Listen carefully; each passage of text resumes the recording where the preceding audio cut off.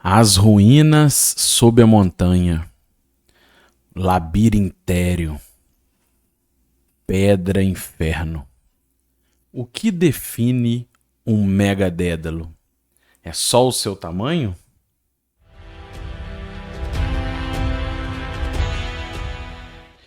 Salve aventureira, salve aventureiro, bom dia.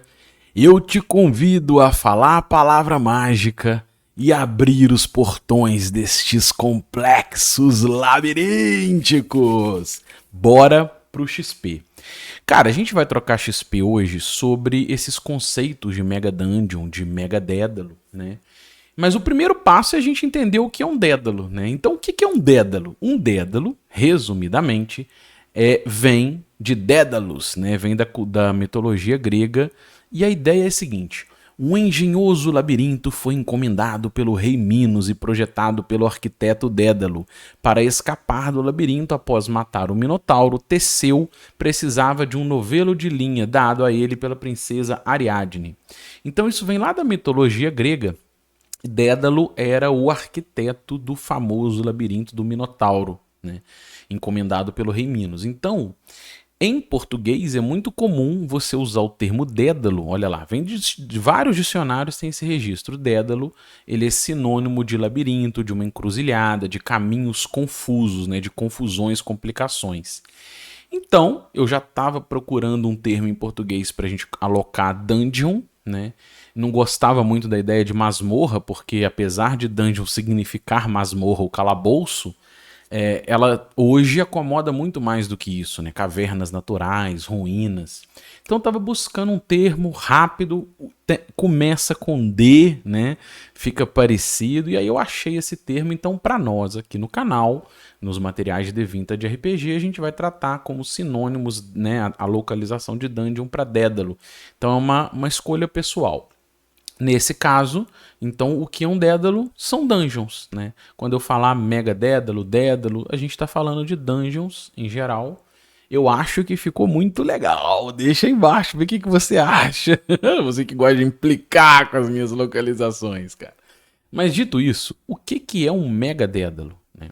O prefixo mega, ele indica grandeza, excesso. A gente tem, por exemplo, o uso, né, megalópole. O que você entende? É uma cidade muito grande. Matematicamente falando, eu estou querendo dizer de algo que é usado para multiplicar por 1 milhão. Né? 10 elevado a 6 é uma multiplicação por 1 milhão e normalmente esse tipo de grandeza se usa o prefixo mega no universo matemático. Né? A etimologia da palavra é de raiz grega, que vem de megas, que significa algo poderoso, grandioso. Né? Isso deu origem a much, né? No inglês, por exemplo. E o cognato do latim, ou seja, cognato vem de mesma origem similar no latim, de Magnus. O nome Magno significa isso, grande, épico, algo grandioso. Então, o que significa isso? Se você aglutinar mega numa palavra, você está trazendo a sensação de algo muito grande. Então a gente traz uma relação direta ao tamanho. E aí? Então vamos pegar, eu trouxe aqui uma localização, né, uma tradução livre que eu fiz do D&D Wiki, para a gente entender Mega Dungeon. Olha o que ele fala lá.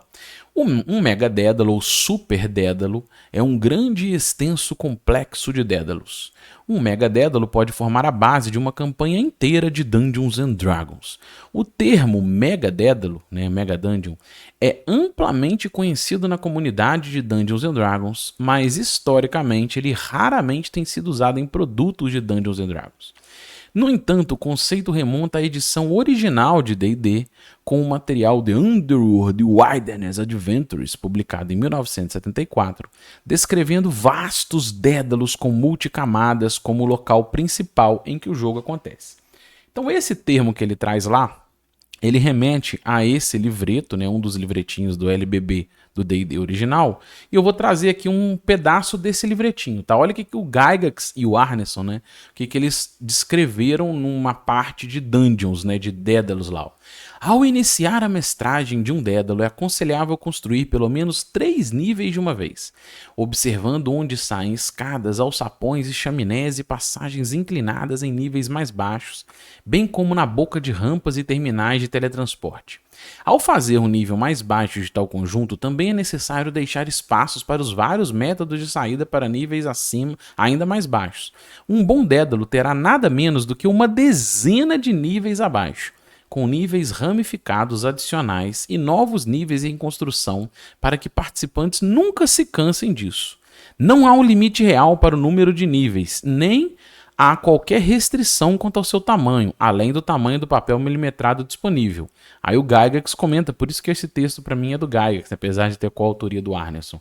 Ele fala assim, o Castelo Greyhawk, por exemplo, tem mais de uma dúzia de níveis em sucessão para baixo, mais suas ramificações e não menos de 2 novos níveis em construção. Então ele traz esse conceito lá e ele aborda muito o tamanho, repara que ele está abordando ali o tamanho dele. Então tem um design nesse livretinho mostrando como você pode organizar esses complexos, né? O primeiro nível, o segundo nível, o terceiro nível, multiconexões, saídas diferentes, né, desse local e avanço para os níveis inferiores.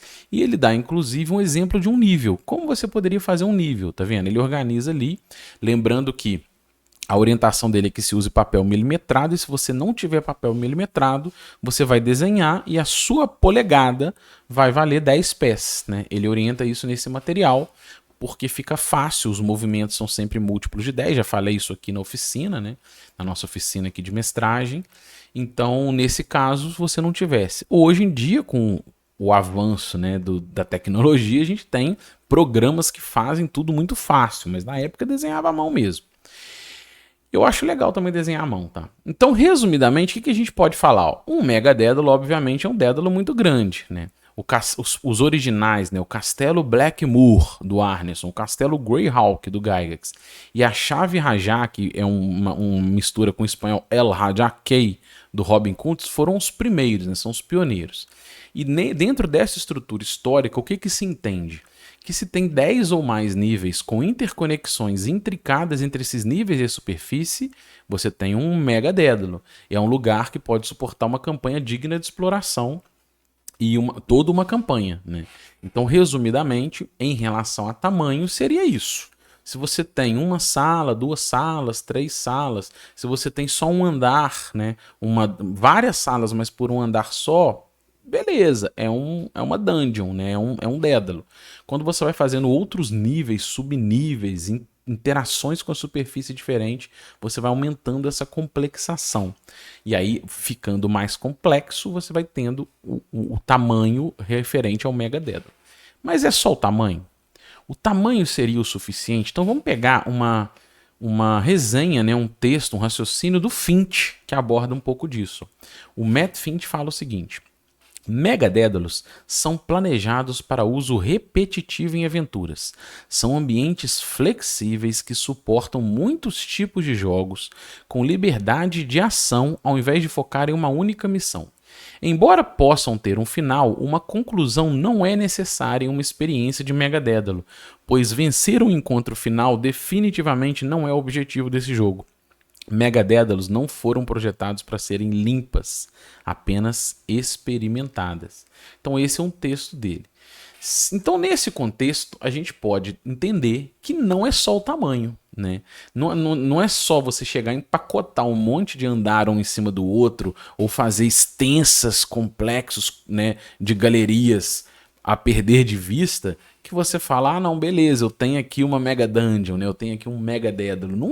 Não é só o tamanho. Então eu vou trazer aqui outros elementos pessoais que eu refleti para poder montar esse episódio, que eu acredito que são diretamente relacionados a essa experiência de campanha e de um jogo flexível que pode ser regenerado, né? As aventuras não se repetem.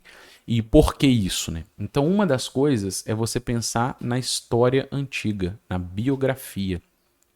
Eu mestrei por um pouco mais de um ano a Barrow Maze, né, o labirintério do Greg Gillespie, e tem na entrada lá a brief history, né, uma breve história. Ele conta um passado histórico, a biografia do lugar e por que aquele lugar existe, quem construiu, quais são as relações que tem ali que estão diretamente amarradas ao complexo de galerias que é aquele labirinto, aquele cemitério labiríntico, né, aquele labirintério.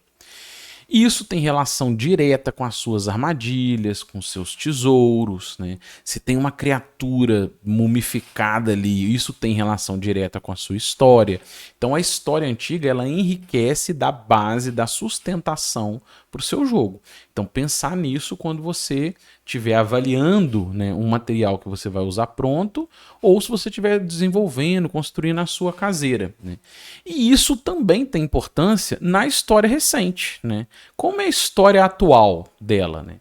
Então tem outros grupos que exploram ali. Por que a galera está indo explorar ali? Qual é o suporte, né? Então se tem outras pessoas que exploram o local, o que tem a ver, né, esses grupos que estão ali? Essa galera é aliada, não é aliada? Como é que é a relação hoje desse lugar, né? Se existe um vilarejo próximo, como a vila de Helix na Barrow Maze, qual é o governo que tem naquela vila? Quem ali, quais são as leis, qual é o suporte para a galera avançar nas aventuras? Então a história atual, como é que tá rolando hoje, né? Como é que tá esse Dédalo hoje?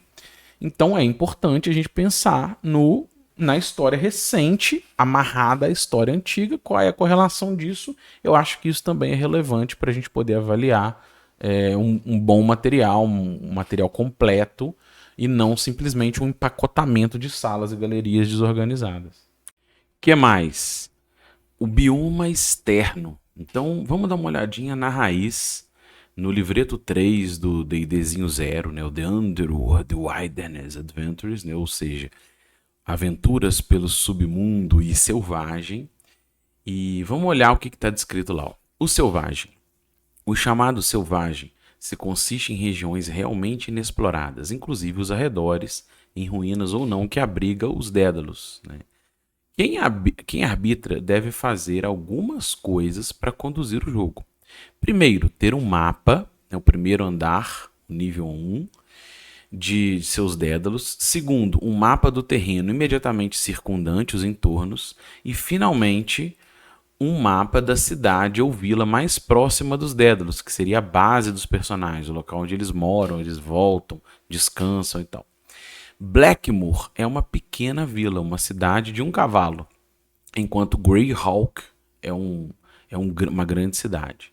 Ambos possuem mapas com ruas e edifícios indicados e participantes podem encontrar ali mesmo aventuras de cidade, vagando por bares, pousadas, tabernas, lojas, templos e assim por diante.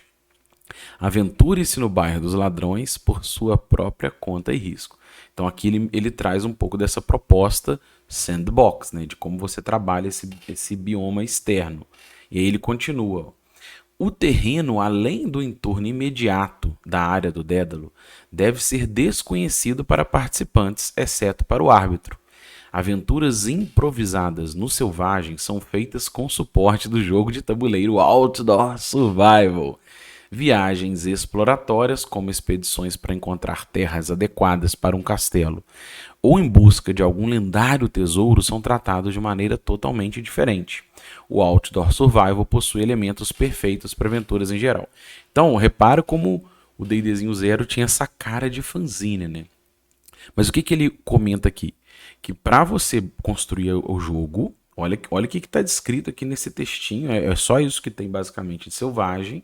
Ele não mergulha, então ele traz uma referência para você usar as ferramentas do Outdoor Survival. E no resumo, dentro da proposta original, você tem um trabalho de Dédalos, né, de dungeons, que você vai trabalhando em níveis, aumentando essa complexidade, ramificando. Tem a cidade e tem os entornos.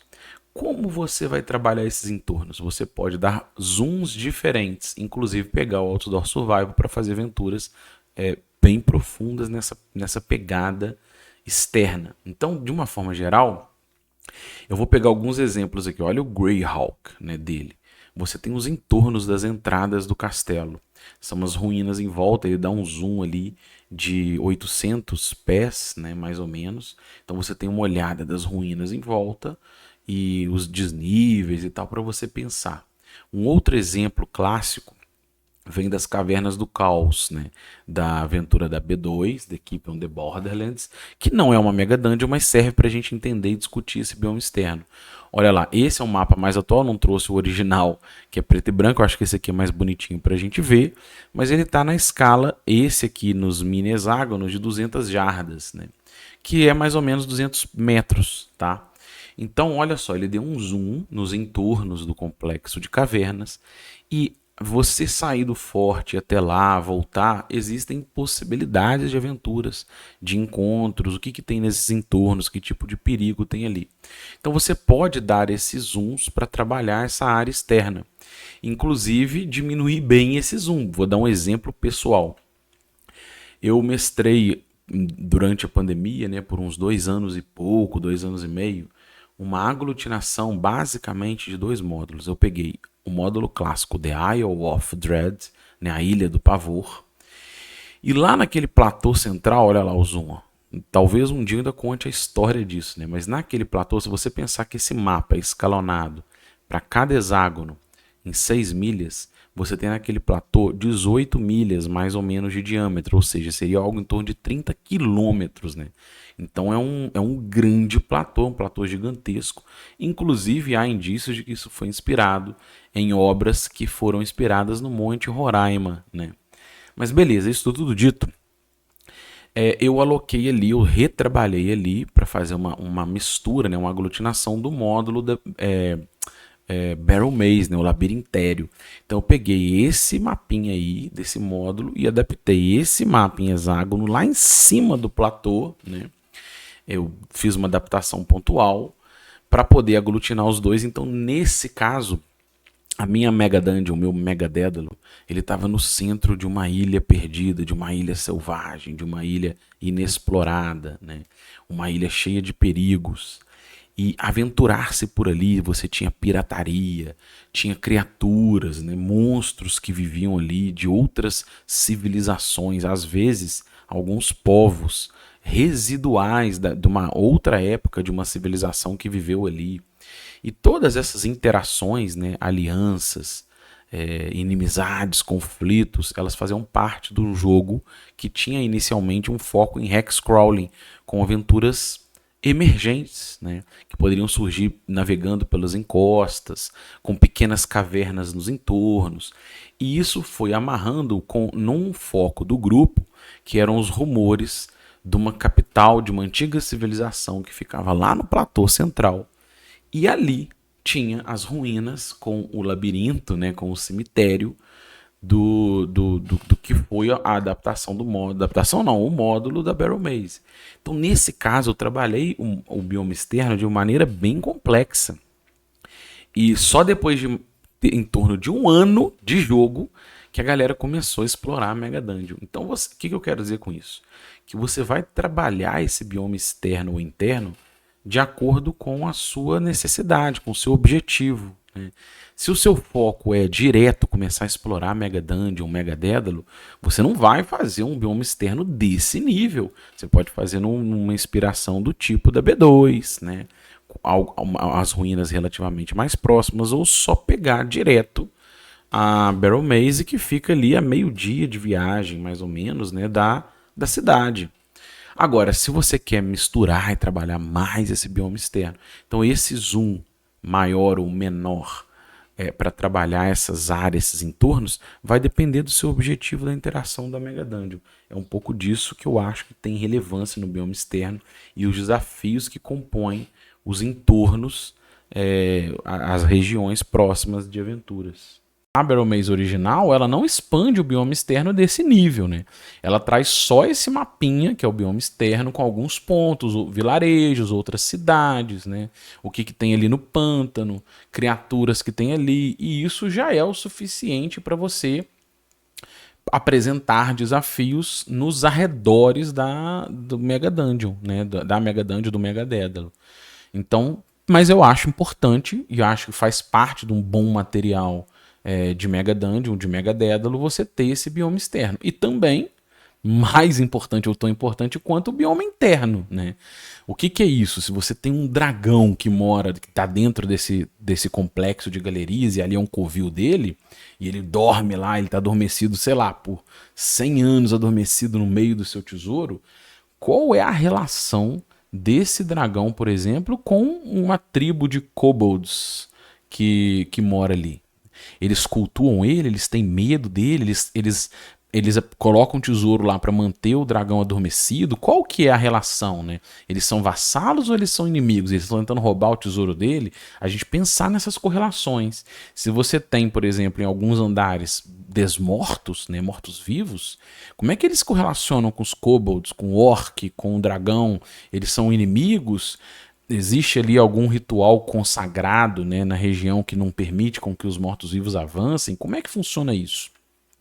Então, pensar nesse bioma tem toda a relação, inclusive com as armadilhas, né? Se tem armadilhas ali, como é que o Goblin, como é que o Kobold anda por aquela armadilha? Ele sabe da armadilha, ele evita ela? Essa armadilha tem manutenção? Então, eu fiz um vídeo falando sobre um tema que chama o Naturalismo Gygaxiano, lá de 2008. É um artigo lá da Grognardia, que aborda esse conceito que o Gygax trabalhava muito nos livros dele. Eu abordei isso no episódio. Eu vou deixar um card aqui em cima para você avaliar, para você ir lá ver. Se você não viu, vai lá ver. Eu acho isso muito relevante para o bioma interno e para o bioma externo, né? A gente pensar nisso. E por fim, não menos importante, a gente fazer um bom chaveamento do material. O que seria esse chaveamento? É você... Depois que você tem, se você está construindo a sua, ou está estudando uma Mega Dungeon, né, um Mega Dédalo, depois que você tem esse material, você entende o bioma, a história antiga, entende a história recente, entende os biomas interno e externo, entende esse amarrado todo, você vai começar a avaliar essas conexões, esse chaveamento, ou seja, a história antiga, ela faz parte dos desafios. Existem ali placas, existem placas no idioma, né? E lembrar que eu valorizo muito esse dado do atributo inteligência, ele é sinônimo de erudição. Então, falar o idioma adequado ou ter uma magia de compreender idiomas são pontos importantes que você pode abordar no seu jogo, né?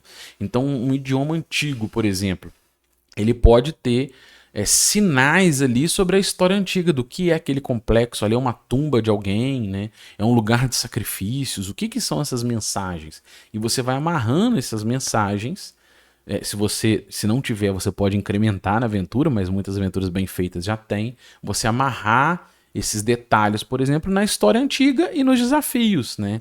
Armadilhas, por exemplo, como eu falei, você tem armadilha no lugar, ela tem manutenção? É uma armadilha em que, por exemplo, se é umas galerias que foram adotadas, foram assumidas como um covil recente de kobolds e eles fazem manutenção regular. Beleza. Não.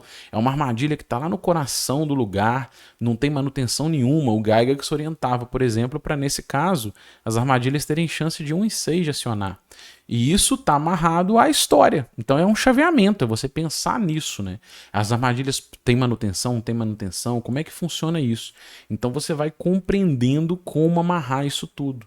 Então dentro da parte de chaveamento, quando você entende a história antiga, a história recente, entende todo o local, você vai fazer ou vai entender melhor a tabela de rumores. Se a tabela de rumores está bem feita, se ela está bem amarrada com a proposta da aventura, né? Você vai entender bem os ganchos. Em muitos materiais, às vezes os ganchos estão nos rumores, né? Fazem parte dos rumores. Tem material que põe os ganchos à parte. Mas entender gancho tem a ver com essas histórias, com o que tem ali, né? Quais são os pontos de interesse para aventurar-se, né? Os eventos aleatórios, externos e internos, né? Que tipo de criatura tem nos entornos? Tem bandido, tem saqueador, naquele lago tem um monstro da escuridão. O que tem ali nessa tabela interna, né? No bioma interno, nas galerias, e no externo, e os eventos adicionais, que eu gosto de falar evento e não encontro, já falei disso aqui, né? Porque nem sempre é um encontro com alguém, né? Às vezes pode ser uma armadilha, um desabamento, alguma coisa do tipo. E também tesouros, né? Lembrar que tesouros eles também fazem parte de ganchos, né? E o tesouro bem amarrado com as histórias.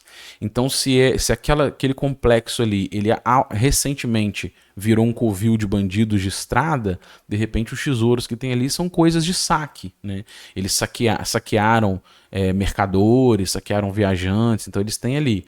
Mas se você tá lá no fundo dos tesouros e tem um bando de morto-vivo, de desmorto, de uma civilização antiga, eles tinham moeda própria, eles tinham itens mágicos antigos, relíquias, pensar nesse amarrar, né? E dungeons, mega dédalos bem feitos, tem todo esse complexo de chaveamento bem feito também.